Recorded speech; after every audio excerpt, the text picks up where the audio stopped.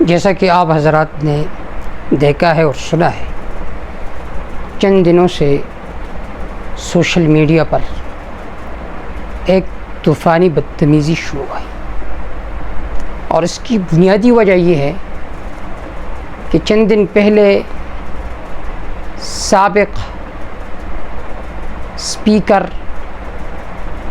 اسد قیصر صاحب وہ صوابی میں سلیم خان کے اندر واقع ایک مدرسہ ہے، مدرسہ جواہر القرآن، اس مدرسہ میں سابق اسپیکر قومی اسمبلی اسد قیصر صاحب تشریف لے گئے، اور وہاں پر اسیر شریعت مفکر اسلام حضرت مولانا مفتی مجتبیٰ عامر صاحب کے ساتھ ان کی تفصیلی ملاقات ہوئی، اور حضرت مفتی صاحب نے ان کی ضیافت کی، ان کے اکرام کیے، اعزاز کیا، اور مجلس کے اختتام پر ان کے لیے دعائیہ کلمات کہی۔ تو اب طوفانی بدتمیزی شروع ہو گیا، کوئی کہتا ہے سولر پر بک گیا، کوئی کہتا ہے کہ پہلے جمہوریت کو کفر کہتا تھا، اب سولر کی وجہ سے اپڈیٹ ہو گیا، اب جمہوریت اسلام ہے۔ مختلف قسم کے تبصرے لوگ کرتے رہتے ہیں۔ پہلی بات تو یہ ہے کہ اگر آپ کسی کے قائد، کسی کے استاد، کسی کے بڑے کا احترام کرو گے تو آپ کے بڑے کا احترام کرے گا، آپ کے قائدین کا احترام کرے گا، آپ کے اساتذہ کا احترام کرے گا۔ لیکن اگر آپ کسی کے بڑے کو، پیشوا کو، امام کو، استاد کو، شیخ کو گالی دو گے اور پھر یہ امید لگا کر بیٹھو گے کہ میرے استاد اور شیخ کا یہ احترام کرے گا، یہ ایک جنون ہے۔ میری التماس یہ ہے کہ ہر تنظیم کے بڑے کا احترام کرنا چاہیے۔ علماء دیوبند کے اندر جتنے تنظیمیں ہیں، چاہے وہ جمعیت اشاعت التوحید والسنہ والے ہیں، چاہے وہ جمعیت علماء اسلام والے ہیں، چاہے وہ سپاہی صحابہ والے ہیں، اس کے علاوہ دیگر جتنے بھی تنظیمات ہیں، چاہیے کہ ہم ایک دوسرے کا احترام کریں۔ یہ تنظیمیں بنی ہے کس لیے؟ اسلام کی خدمت کے لیے۔ آپ نے تو ان تنظیموں کو اسلام کے بہکانی کا ذریعہ بنایا۔ ملحدین وہ ان چیزوں کو زیادہ دیکھتے اور سمجھتے ہیں، وہ ان سے کیا سبق لیں گے، کیا سبق حاصل کریں گے کہ علماء ایک دوسرے کے خلاف بول رہے، ایک دوسرے کے خلاف گالیاں دے رہے، ایک دوسرے پر قسم قسم کا تبرہ کر رہے۔ کیا میسج دے رہے آپ لوگوں کو؟ ہم دیندار طبقہ کیا میسج دے رہے؟ اگر ایک دنیا دار آدمی، سیاستدان، وہ کسی مدرسے میں جائے اور وہاں کے عالم، وہاں کے رئیس، وہاں کے محتمم، وہاں کے مدیر ان کے اکرام کرے، تو پھر تم کیا کہو گے کہ اس نے اپنے نظریے کو تبدیل کیا؟ یہ بہت ہی حماقت اور جہالت پر مبنی بات ہے۔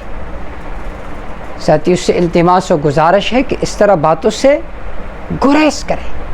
دیکھیے اسد قیصر صاحب وہاں پر چلے گئے تو انہوں نے ایک تو یہ بات فرمائی، اس بات کی خواہش کا اظہار کیا کہ یہاں پر ندی کے قریبی جو دیوار ہے اس کو میں بنانا چاہتا ہوں، زیادہ تر خدمت تو نہیں کر سکتے لیکن جو کچھ میرے استطاعت میں ہے میں بنا لوں گا، اور اس مدرسے میں جو سولر سسٹم ہے اس کو بھی لگاؤں گا۔ تو اس پر مفتی صاحب نے ان کے لیے دعائیں بھی کی اور فرمایا یہ تو آپ کا حق ہے۔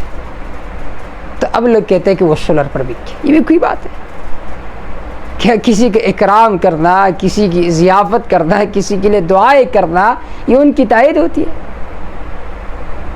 اگر ایک آدمی ایک اسلامی ملک میں رہ رہا ہے اور وہ مدارس کے حقوق کے لیے آواز اٹھائے اور اپنا مطالبہ کرے کہ مدارس میں بھی فنڈنگ ہونا چاہیے، سولر سسٹم لگانا چاہیے، حکومت کو چاہیے کہ مدارس کے بھی خیال رکھے، تو اس کا یہ مطلب تو نہیں ہے کہ بھائی پہلے جمہوریت کفر تھا اب جمہوریت اسلام ہو گیا۔ تو یہ بہت ہی ایسی باتیں ہیں جو جہالت پر مبنی ہے۔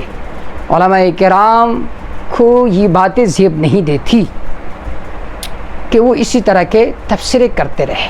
اب آخر میں چند سوالات آپ کے سامنے ذکر کروں گا جس سے یہ بات واضح ہو جائے گی کہ کسی کے اکرام کرنا، کسی کی مہمان نوازی کرنا یہ شریعت کا حکم ہے. اگر کوئی اس پر عمل کرے تو یہ عین شریعت ہے. ایک سوال تو یہ ہے، کیا کسی مہمان کی ضیافت کفر ہے؟ کیا کسی مہمان کی ضیافت کفر ہے؟ نمبر 2، کیا ریاست کے شہری ہونے کے ناطے اپنے تعلیم و مذہبی اداروں کے حق کا مطالبہ کرنا کفر ہے؟ نمبر 3، یا کسی عہدیدار سے تعاون لینا جمہوریت کی تائید ہے؟ بالکل نہیں. جواب بالکل واضح ہے. مہمان نوازی یہ سنت ابراہیمی ہے. اگر کوئی کسی مسلمان کی مہمان نوازی کرے تو یہ کیا ہے؟ سنت ابراہیمی ہے، نہ کہ جمہوریت کی تائید ہے. ثانیاً، ایک غیر اسلامی نظام میں رہنے والے کسی منصبدار سے کوئی قانونی حق لینا اس نظام کی تائید نہیں، بلکہ یہ الضرورت تبیح المحظورات کے اصول کے تحت جائز ہے. الضرورت تبیح المحظورات، جب ضرورت ہو تو جو ممنوع چیزیں ہیں وہ بھی مباح ہو جاتی ہیں، تو یہ بالکل جائز ہے. باقاعدہ فقہاء کرام نے اس بات کی تصریح فرمائی ہے کہ جب کافر کسی مسلمان کو کوئی عطیہ دے یجوز للمسلم اخذہ، مسلمان کے لیے اس کا لینا جائز ہے بشرطے کہ کسی حرام کام کا ارتکاب لازم نہ آتا. رد المحتار میں علامہ شامی رحمہ اللہ نے اس بات کا تذکرہ کیا. ثالثاً، تیسری بات یہ، اگر کوئی حکومت اہلکار اپنے مرضی سے مذہبی ادارے کو سپورٹ کرے تو یہ دین کی خدمت کا موقع ہوتا ہے، نہ کہ کفر کا ارتکاب. یہ تو آپ کا فرض ہے کہ آپ مدارس میں سولر سسٹم لگائیں. میں کہتا ہوں جو علماء اسمبلی میں ہے ہم ان کی سپورٹ کرتے، تائید کرتے، اچھی بات ہے، لیکن آپ مدارس کے لیے آواز اٹھائے، مساجد کے لیے آواز اٹھائے کہ بھائی کتنے اسکول اساتذہ ہیں ان کو تنخواہیں دی جاتی ہے 80 ہزار، لاکھ 2 لاکھ. کہ کسی امام مسجد اور مدرسے کے مدرس کو تم 20-30 ہزار یا 10,000 روپے نہیں دے سکتے؟ تو علماء جو اسمبلی میں ہیں ان کو چاہیے کہ مدارس کے حقوق کے لیے، مساجد کے حقوق کے لیے آواز اٹھائے، مدارس کے حقوق کے لیے آواز اٹھائے. ہم ان کے مراعات کو لیں گے، قبول کریں گے، کیونکہ یہ ایک اسلامی حکومت ہے اور اسلامی حکومت کی ذمہ داری بنتی ہے کہ وہ مدارس کی حفاظت کرے، مدارس کے ائمہ اور مدرسین کو تنخواہیں فراہم کرے. یہ حکومت وقت کی ضرورت ہے. اگر ایک عام سیاستدان وہ پورا کرتا ہے تو ہمیں تو چاہیے کہ ہم ان کے پیشانی کو بوسہ دیں، بجائے اس کے کہ یہ کام تو علماء کا تھا کہ علماء کرام یہ ہمت کرتے کہ سارے مساجد میں سولر سسٹم لگاتے، مدارس میں سولر سسٹم لگاتے. یہ کام علماء کا تھا.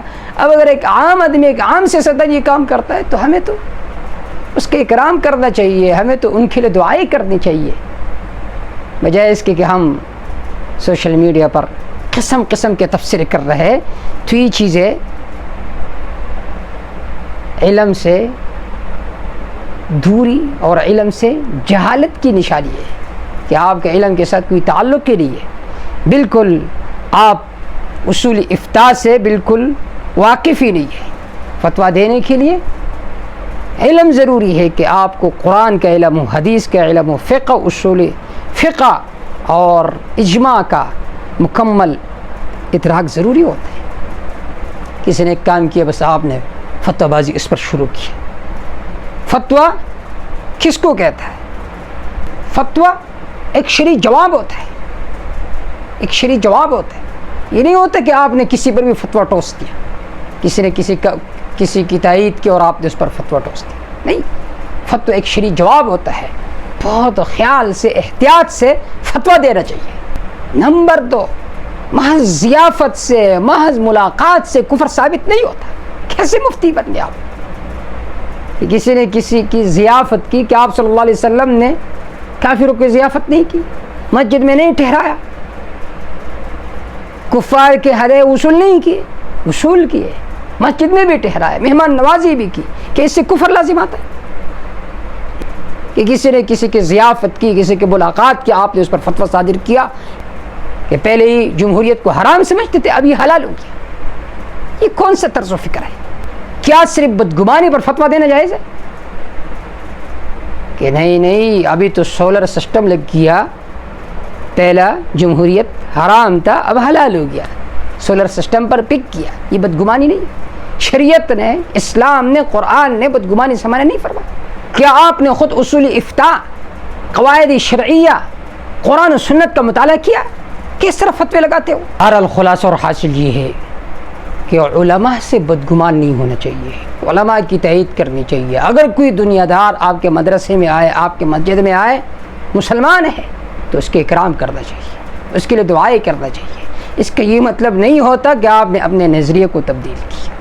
برائے کرم اس طرح کے الزام تراشیوں سے بچنا چاہیے، خاص کر علماء حق، اس کے خلاف بھونکنا نہیں چاہیے. جتنے بھی جماعتیں ہیں یہ سب دین کی خدمت کر رہی ہے، بشرطے کہ ان میں کفر نہ ہو، شرک نہ ہو، بدعات نہ ہو، رسومات نہ ہو.